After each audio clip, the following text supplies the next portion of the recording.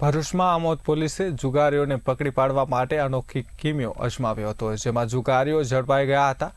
આમોદ પોલીસે ખેડૂત બનીને જુગારધામ પર દરોડા પાડ્યા હતા। વાત કરવામાં આવે તો જુગારીઓ ઝડપાયા છે। વાત કરીએ ભરૂચમાં તો ભરૂચમાં આમોદ પોલીસે જુગારીઓને પકડી પાડવા માટે અનોખો કિમિયો અજમાવ્યો હતો, જેમાં જુગારીઓ ઝડપાઈ ગયા હતા। આમોદ પોલીસે ખેડૂત બનીને જુગારધામ પર દરોડા પાડ્યા હતા। આમોદ પોલીસે 2 લાખથી વધુના મુદ્દામાલ સાથે 12 જુગારીઓને પકડી પાડ્યા હતા।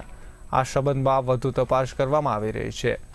આમોદ તાલુકાના આછોદ ગામની સીમમાં જુગાર રમતો હોવાની બાતમી આમોદ પોલીસ ઇન્સ્પેક્ટર રાજુ કરમટિયાને મળતા કાર્યવાહી કરવામાં આવી હતી। બાતમી બાદ પોલીસે દરોડા પાડ્યા હતા। આમોદ પોલીસને એક બાતમી મળેલી હતી કે આછોદ ગામની જે સીમ છે તે માઇનોર કેનાલ છે, ત્યાં ઇબ્રાહિમ સબ્બીર ચાંસનું આંબાવાળું જે ખેતર છે એ ખેતરમાં ઇકબાલ અહેમદ બિરબલ નાઓ કેટલાક ઈસમોને હાર જીતતો પત્તા પાતાનો જુગાર રમાઈ રહેલ છે, જેથી જે ખેતરમાં ડાયરેક્ટ જો પોલીસ રેડ કરવા જાય તો જોઈ જાય તેમ હતું।